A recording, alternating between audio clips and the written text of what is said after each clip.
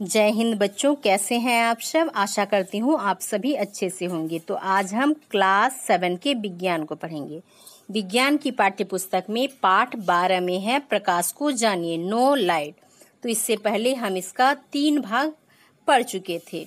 आज इस पाठ में हम इससे आगे पढ़ेंगे। लेकिन पिछले 3 भागों में हमने पढ़ा था कि जो प्रकाश है वो सरल रेखा में गमन करती है। साथ ही प्रकाश के परावर्तन के बारे में हमने पढ़ा था और दर्पण द्वारा बना प्रतिबिंब के बारे में भी हमने पढ़ा था। साथ ही हमने उत्तल एवं अवतल दर्पण के बारे में पढ़ा था और अवतल दर्पण के बारे में हमने विस्तार से जाना था। तो इस पाठ को आगे बढ़ाते हुए आज हम पढ़ेंगे उत्तल दर्पण के बारे में कि किस प्रकार उत्तल दर्पण द्वारा जो प्रतिबिंब बनता है वो कैसा होता है। तो चलिए पाठ को शुरू करते हैं। तो क्या आपने वाहन का जो हेडलाइट है उसका जो परावर्तक पृष्ठ है उसकी आकृति का अवलोकन किया है? तो उसका जो पृष्ठ होता है वो अवतल होता है। और साथ ही अपने जो साइकिल है उसमें जो घंटी है उसको भी आपने देखा होगा। तो उसका जो पृष्ठ होता है वो चमकदार होता है। तो उसमें यदि आपने अपना प्रतिबिंब देखा है तो आप बताइए कि वो जो प्रतिबिंब बनता है वो कैसा बनता है। क्या प्रतिबिंब का आकार वस्तु के आकार से छोटा होता है? तो यह ध्यान देने योग्य है कि जो घंटी का पृष्ठ है वो कैसा है, वो उत्तल दर्पण का है। तो जो उत्तल दर्पण होता है उसमें जो प्रतिबिंब बनता है वो आभासी बनता है, साथ ही सीधा बनता है और वस्तु के आकार से छोटा बनता है। तो ये 3 बातें आप ध्यान देंगे कि उत्तल दर्पण में जो प्रतिबिंब बनता है वो आभासी होता है, सीधा होता है और वस्तु के आकार से छोटा होता है। तो इससे पहले हमने अवतल दर्पण में 6 स्थितियों के बारे में जाना कि प्रतिबिंब जो होता है वो किस प्रकार से बनते हैं। तो आज हम उत्तल दर्पण में जो प्रतिबिंब बनते हैं उसके बारे में जानेंगे। तो चलिए देखते हैं। तो ये है उत्तल दर्पण। तो उत्तल दर्पण में जो प्रतिबिंब बनता है वो किस प्रकार का होता है? तो यहाँ जहाँ ये क्रॉस करता है ये रेखा, तो ये क्या है? ध्रुव। इसको P से दिखाते हैं। इसके बाद ये हो गया अनंत। तो अब किस स्थिति में बनता है उसको हम ध्यान देंगे। तो ये हो गया एप मतलब फोकस। तो ये P है ध्रुव और ये अनंत और ये फोकस और यहाँ पर वक्रता केंद्र। तो यहाँ आपके किताब में ये चीजें दी नहीं है, लेकिन इसमें प्रतिबिंब कैसे बनता है इसको जानने के लिए ये भी जानना जरूरी है। तो आप आसानी से समझ पाएंगे, इसलिए मैं इसको बता रही हूँ। तो प्रतिबिंब 2 स्थितियों में यहाँ बन सकता है। एक तो जो वस्तु है वो अनंत में होगा या फिर अनंत तथा ध्रुव के बीच में होगा। तो पहला स्थिति क्या हो सकता है आपका, ये कि ये अनंत में बने, और दूसरा स्थिति क्या हो सकता है कि ये अनंत और ध्रुव के बीच बने। तो अब इसका जो प्रतिबिंब है वो किस प्रकार से बनेगा? तो जब वस्तु अनंत में रहेगा तब उसका जो प्रतिबिंब बनेगा वो बनेगा फोकस में बनेगा। कहाँ बनेगा? फोकस में बनेगा। और जब वस्तु अनंत तथा ध्रुव के बीच रहेगा तो उसका जो प्रतिबिंब बनेगा वो ध्रुव तथा फोकस के बीच बनेगा। तो अब हम देखेंगे कि उसका प्रतिबिंब किस प्रकार से बनता है। तो उत्तल दर्पण में जो प्रतिबिंब बनता है वो दर्पण के पीछे बनता है। तो दर्पण के पीछे बनता है, इसका अर्थ क्या है? ये आभासी प्रतिबिंब होगा और इसको पर्दे पर नहीं उतारा जा सकता। साथ ही ये जो प्रतिबिंब बनेगा वो सीधा बनेगा और वस्तु के आकार से छोटा बनेगा। तो ये समझ गया। अब हम आगे देखते हैं। तो आइए इसे क्रियाकलाप द्वारा समझें।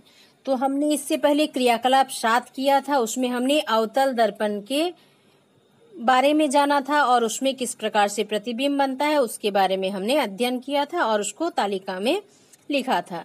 तो अभी हम क्या करेंगे, जो क्रियाकलाप करेंगे उसमें उत्तल दर्पण को लेंगे, अवतल के स्थान पर उत्तल दर्पण को लेंगे और क्रियाकलाप को दोहराएंगे। तो अपने अवलोकनों को पहले जैसे दी गई सारणी में भरेंगे। तो इसमें दो ही स्थिति होती है। जो अनंत में यदि वस्तु हो तो उसका प्रतिबिंब फोकस में बनता है, और यदि अनंत और ध्रुव के बीच हो वस्तु तो उसका प्रतिबिंब ध्रुव और फोकस के बीच में बनता है। और सभी स्थितियों में इसका जो प्रतिबिंब बनता है वो आभासी होता है, सीधा होता है और वस्तु के आकार से छोटा होता है। तो उसी को आप सारणी में भर लेंगे। देखिए यहाँ दिखाया गया है उत्तल दर्पण द्वारा बना प्रतिबिंब। तो यहाँ जलती हुई मोमबत्ती को रखा गया है, तो उसका जो प्रतिबिंब बन रहा है वो मोमबत्ती से छोटा बन रहा है। क्या आप वाहन के जो पार्श्व दर्पण में लगे हुए दर्पण को पहचान सकते हैं? तो देखिए यहाँ दिखाया गया है उत्तल दर्पण पार्श्व दर्पण के रूप में यहाँ दिखाया गया है। तो इसमें जो प्रतिबिंब बन रहा है वो वस्तु के आकार से छोटा बन रहा है और सीधा बन रहा है। तो यह उत्तल दर्पण अधिक क्षेत्र के दृश्य का प्रतिबिंब बनाते हैं, और ये प्रतिबिंब आभासी होते हैं तथा वस्तु के आकार से छोटे होते हैं। अब हम देखेंगे लेंसों से बने प्रतिबिंब। तो क्या आपने आवर्धक लेंस देखा है? तो यह बहुत छोटे अक्षरों को पढ़ने के लिए उपयोग में लाया जाता है, और इसका उपयोग हम तिलचट्टा तथा केंचुए के शरीर की जो विभिन्न भाग की संरचना है उसको देखने के लिए भी करते हैं। तो ये मुख्यतः कब प्रयोग किया जाता है? जब हमको छोटी चीजों को देखना होता है, कोई छोटी सी लिखावट या फिर छोटी सी संरचना। आवर्धक लेंस वास्तव में एक प्रकार का लेंस है। तो इसको चित्र में देखिए, ये क्या है? एक आवर्धक लेंस है जिसकी सहायता से किताब को पढ़ा जा रहा है, क्योंकि किताब में जो अक्षर छपे हैं वे काफी छोटे हैं। तो उसको पढ़ने के लिए इसके आकार को बढ़ाने के लिए इस आवर्धक लेंस का प्रयोग किया जा रहा है। लेंसों का उपयोग चश्मों में, दूरबीनों में तथा सूक्ष्मदर्शियों में भी किया जाता है। तो लेंस का और भी बहुत जगह उपयोग होते हैं, तो उसको आप पता कीजिए। तो विभिन्न लेंसों को लेकर उन्हें स्पर्श करके महसूस कीजिए। क्या आप स्पर्श से कुछ अंतर महसूस कर पा रहे हैं? तो आप जब लेंस को छुएंगे तो उसमें आपको अंतर महसूस होगा। तो कुछ लेंस किनारों की अपेक्षा बीच में मोटे होते हैं, उन्हें उत्तल लेंस कहते हैं, जैसे यहाँ दिखाया गया है। ये क्या है? बीच वाला भाग मोटा है। तो कुछ लेंस जो होते हैं किनारों की अपेक्षा बीच में पतले होते हैं, जैसे यहाँ दिखाया गया। ये क्या है? अवतल लेंस है। तो किनारे तो चौड़े हैं लेकिन बीच में क्या है? पतला है। तो ये हो गया अवतल लेंस। ये हो गया आपका उत्तल लेंस और ये हो गया अवतल लेंस।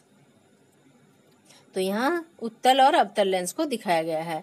तो लेंस हमेशा पारदर्शी होते हैं तथा इनसे होकर प्रकाश गुजर सकता है। तो आइए लेंस के क्रियाकलाप को समझते हैं। तो इसके लिए हम क्रियाकलाप 9 को करेंगे।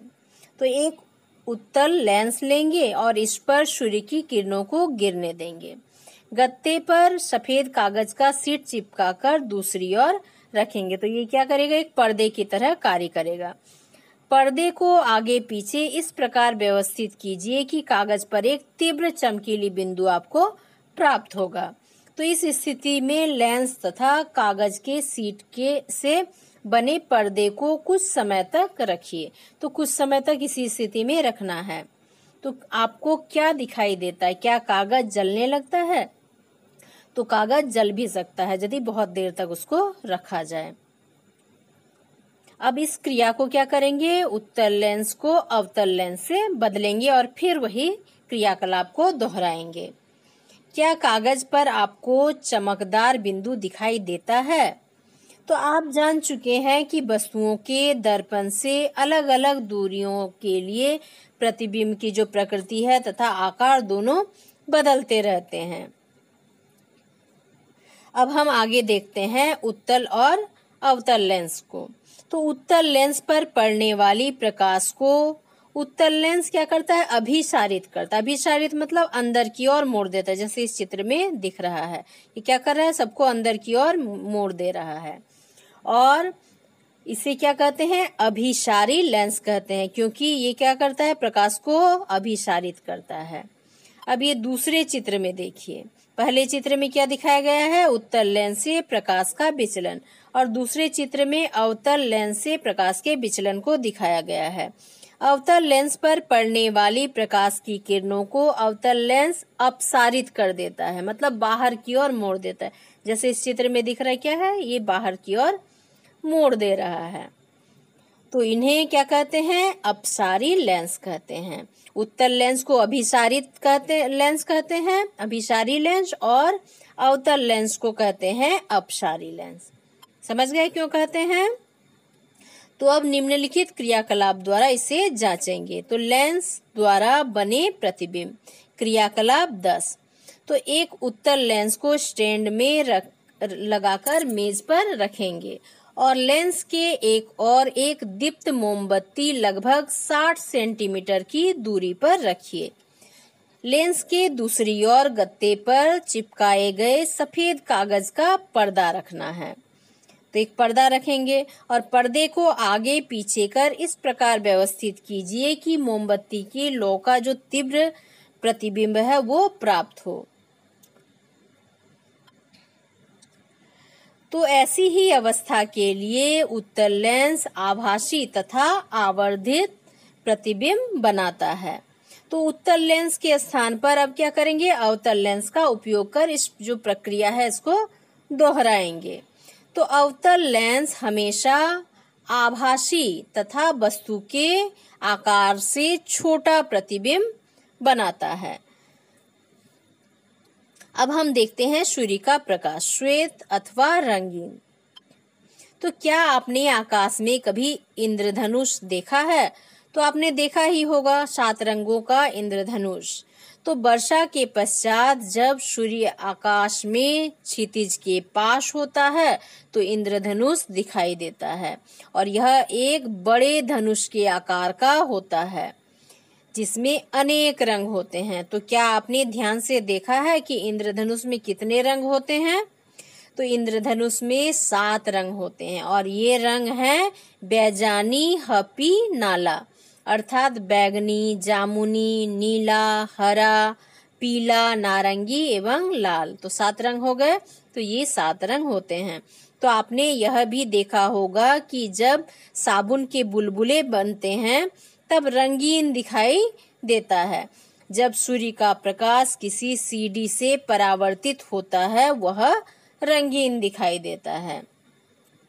क्या सूर्य का प्रकाश विभिन्न रंगों का मिश्रण है? तो आइए एक क्रियाकलाप द्वारा इसे समझने का प्रयास करते हैं। तो क्रियाकलाप 11 को करेंगे। तो कांच का एक प्रिज्म लीजिए। तो एक कांच का प्रिज्म लेंगे और किसी अंधेरे कमरे के पतले छिद्र से सूर्य का पतला प्रकाश पुंज के एक सतह पर डालिए और प्रिज्म के दूसरी सतह से निकलते प्रकाश को एक सफेद कागज की शीट अथवा दीवार पर गिरने दीजिए। तो देखेंगे इसके बाद क्या होता है। तो कागज की शीट अथवा दीवार पर आपको क्या दिखाई देता है? क्या आपको इंद्रधनुष जैसा, देखिए यहाँ चित्र में दिखाया गया है, इस तरह का प्रयोग किया जा रहा है। तो विभिन्न रंगों का समूह दिखाई देता है। तो यह क्रियाकलाप दर्शाता है कि सूर्य का प्रकाश 7 रंगों का मिश्रण है। सूर्य के प्रकाश को श्वेत प्रकाश कहते हैं। तो इस तरह से हम समझ सकते हैं कि जो सूर्य का प्रकाश है ऐसे तो हमको सफेद दिखता है लेकिन वो 7 रंगों का मिश्रण होता है।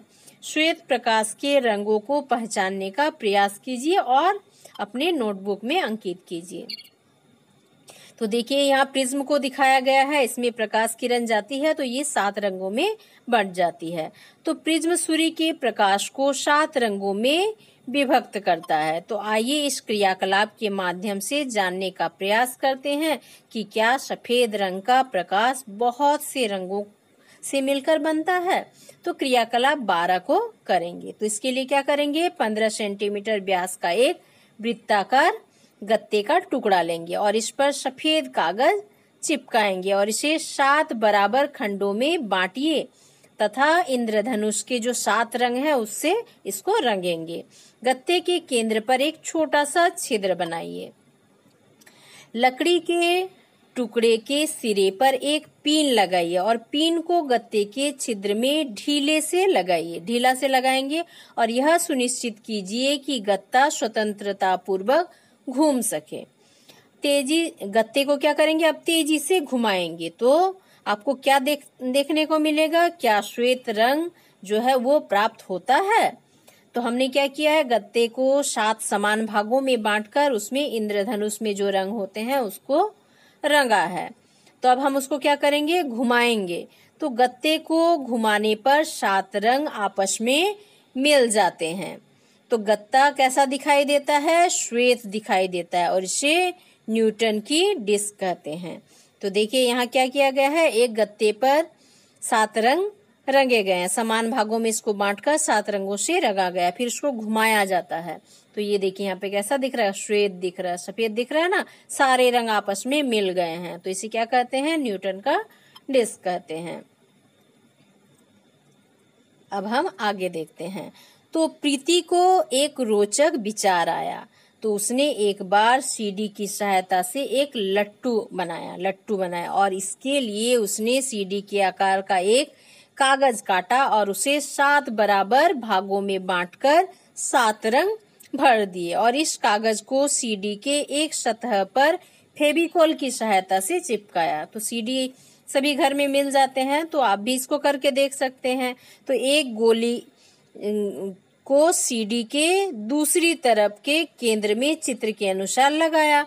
तो जब यह लट्टू घूर्णन करता है तो इसका जो रंगीन भाग है वो कहाँ चला जाता है। तो ऐसा क्यों होता है आप पता लगा सकते हैं। तो अभी इसके पहले हमने जो प्रयोग किया तो उसमें भी देखा कि 7 रंग जब घूम रहे हैं तो वो सफेद रंग में बदल जा रहे हैं। तो देखिए यहाँ दिखाया गया है ना, 7 रंग है लेकिन जब घूम रहा है तो ये सफेद दिखाई दे रहा है, क्योंकि जो श्वेत प्रकाश है वो 7 रंगों से मिलकर बना है। तो जब 7 रंग मिलते हैं तो ये सफेद रंग में बदल जाता है। अब हम देखते हैं दर्पण अस्त्र। तो कभी आपने सोचा है कि दर्पण से भी अस्त्र बन सकता है, उससे भी लड़ाइयां लड़ी जा सकती है। तो कहा जाता है कि जब रोमनों के जो ग्रीक के समुद्री तट पर स्थित सिसिली नामक नगर पर आक्रमण किया गया तो आर्किमिडीज ने चित्रानुसार दर्पणों को लगाया, जैसे चित्र में दिख रहा है दर्पण को लगाया गया है, तो इसी तरह से दर्पण को लगाया। तो दर्पणों को किसी एक दिशा में घुमाया जा सकता था और इन्हें इस प्रकार व्यवस्थित किया गया कि सूर्य का प्रकाश दर्पणों से परावर्तन के पश्चात रोमन सैनिकों पर पड़े। तो रोमन सैनिकों को क्या करना था, वहां से भगाना था, इसलिए दर्पण को इस तरह से सेट किया गया था कि जो सूर्य का प्रकाश उस पे पड़े तो वो रोमन सैनिकों पर परावर्तित हो, तो इससे उनके नेत्र जो हैं वो चौंधिया जाएं। तो हम क्या करते, कभी कभी यदि किसी प्रकाश को किसी की आंख में परावर्तन करते हैं तो क्या होता है, आंख से कुछ दिखाई नहीं देता है। तो जब रोमन सैनिकों की तरफ इसको लेंस का जो मुंह उधर करके सूर्य के प्रकाश को दर्पणों से परावर्तन किया गया तो और रोमन सैनिकों पर पड़ा तो उनके आंख जो थे वो चौंधिया गए और वे चकरा गए और वहां से भाग खड़े हुए और ग्रीक निवासी अपनी सूझबूझ से विजयी हुए। तो इस तरह से भी लड़ाइयां लड़ी जा सकती है दर्पण की सहायता से, है ना दर्पण का उपयोग अस्त्र की भांति। तो देखिए यहाँ पे दिखाया गया है ना, यहाँ सूर्य है, यहाँ दर्पण है, यहाँ से यहाँ आता है जब प्रकाश तो उनकी आंखें चौंधिया जाते हैं और वे भाग जाते हैं। तो इस तरह से हमने इस पाठ में बहुत कुछ सीखा। तो हमने क्या सीखा, तो प्रकाश सरल रेखा में गमन करता है, पॉलिश की गई तथा चमकदार सतह दर्पण की भांति कार्य करती है। जिस प्रतिबिंब को पर्दे पर देखा जा सके वह वास्तविक प्रतिबिंब कहलाता है और जिस प्रतिबिंब को पर्दे पर नहीं देखा जा सके वह आभासी प्रतिबिंब कहलाता है। समतल दर्पण से बना प्रतिबिंब सीधा होता है और यह प्रतिबिंब आभासी होता है। प्रतिबिंब का आकार वस्तु के आकार के बराबर होता है और दर्पण से प्रतिबिंब की दूरी दर्पण से वस्तु की दूरी के बराबर होती है। इसके साथ ही हमने जाना कि समतल दर्पण से बने प्रतिबिंब में वस्तु का बायां भाग प्रतिबिंब के दाएं भाग की भांति दिखाई देता है तथा वस्तु का दाहिना भाग प्रतिबिंब के बाएं भाग की भांति दिखाई देता है। और क्या जाना हमने कि अवतल दर्पण द्वारा बना प्रतिबिंब वास्तविक तथा उल्टा हो सकता है। यह प्रतिबिंब वस्तु के आकार से छोटा, बराबर तथा बड़ा तीनों हो सकता है। तो जब वस्तु को अवतल दर्पण के बहुत नजदीक रखा जाए तो प्रतिबिंब कैसा बनेगा? आभासी बनेगा, सीधा तथा वस्तु के आकार से बड़ा बनता है। उत्तल दर्पण द्वारा बना प्रतिबिंब आभासी, सीधा तथा वस्तु के आकार से छोटा होता है। ये हमने जाना था। साथ ही हमने क्या जाना कि उत्तल लेंस द्वारा बना प्रतिबिंब वास्तविक तथा उल्टा हो सकता है और यह प्रतिबिंब वस्तु के आकार से छोटा, बराबर तथा बड़ा हो सकता है। जब वस्तु को उत्तल लेंस के बहुत नजदीक रखा जाए तो प्रतिबिंब आभासी, सीधा तथा वस्तु के आकार से बड़ा बनता है। इसके साथ ही हमने क्या जाना कि अवतल लेंस द्वारा बना प्रतिबिंब आभासी, सीधा तथा वस्तु के आकार से छोटा होता है।